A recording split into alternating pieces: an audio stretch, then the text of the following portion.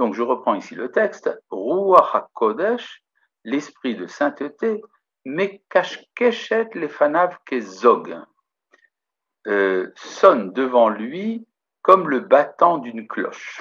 Zog, c'est le battant d'une cloche. D'où vient cette expression que le Ruach HaKodesh, c'est comme le battant d'une cloche? C'est dit à propos du juge Shimshon, Samson en français, dont il est dit Vatachel Ruach Hashem lefa'amo. L'Esprit de Dieu a commencé à le sonner par un mot, un verbe qui vous rappelle le mot paramon qui veut dire une cloche, et les Chachamim ont dit ça veut dire que le Ruach HaKodesh sonnait devant Shimshon à la manière du battant d'une cloche. C'est quoi cette histoire? Ça veut dire que Shimshon était un personnage un peu bizarre, une sorte de paquet de muscles qui faisait la guerre aux Philistins. C'est vrai, mais il était le début de la remontée d'une pente. C'est-à-dire c'était une époque, à l'époque des juges, où il y avait une interruption de l'esprit prophétique. Et pour ramener l'esprit prophétique, il fallait d'abord passer par une personnalité épaisse, un peu grossière, comme celle de Shimshon, et qui permettait donc de supporter le retour de la prophétie. Eh bien, on peut dire que c'est un peu ce qui se passe chez notre Baal Teshuvah, qui a une difficulté à ressentir la présence de Dieu en lui. Il y a une sorte d'épaisseur qui fait que le retour de l'Esprit Saint se fait à la manière du battant d'une cloche, c'est-à-dire progressivement.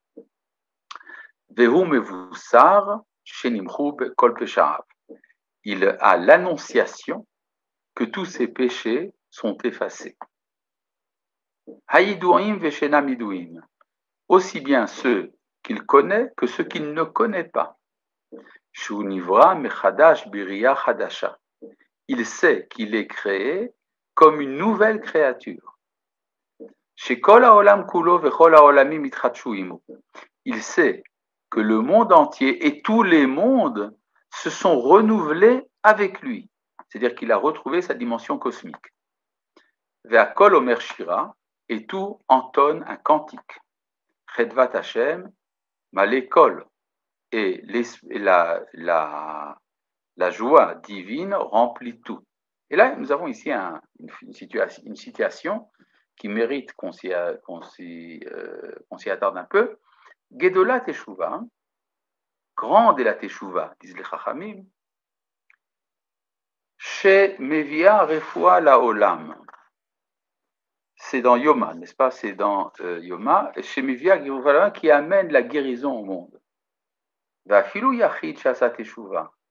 Et même un individu qui a fait Teshuvah, Mochalin lo, on lui pardonne. Velaolam kulo, ainsi qu'au monde entier. C'est-à-dire, grande est la Teshuvah qui amène la guérison. Et alors là, cette phrase est très bizarre. On lui pardonne à lui et au monde entier. Manitou expliquait ça de cette manière. Le fait qu'on lui pardonne à lui, disons qu'on peut encore le comprendre. Admettre que la Teshuvah a une certaine efficacité. Mais pourquoi pardonner au monde entier parce qu'on a pardonné à une personne?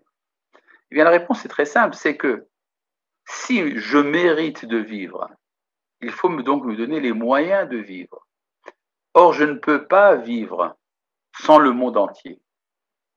Donc, il faut pardonner au monde entier si on m'a pardonné à moi. C'est-à-dire, la Teshuvah, c'est donc de rétablir cette sorte d'identité, de solidarité entre l'individu et l'ensemble des êtres, pas seulement la collectivité, mais la collectivité de tous les êtres. Et c'est ça qui donne un sens au monde entier à travers une personne, à travers un point. Il y a un texte dans la Guémara où on raconte que les sages d'Athènes ont demandé à Rabbi Yoshua où est le centre du monde. Il a pris son doigt, il leur a dit voilà, c'est ici le centre du monde. Alors ils ont dit est-ce que tu peux le prouver? Il a répondu mais bien sûr. Prenez des cordes et mesurez de là à un bout du monde et de là à l'autre bout du monde et vous verrez bien que j'ai raison. Ça veut dire quoi? Ça veut dire que le centre du monde est partout où on veut bien le trouver.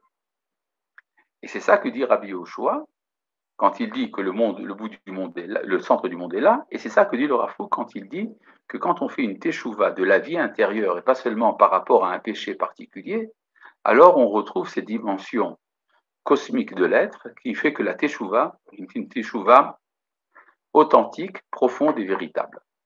Voilà, je vois que nous avons fini ici donc le 3e chapitre et nous avons également fini le temps imparti à notre cours. Salut tout le monde. Shalom.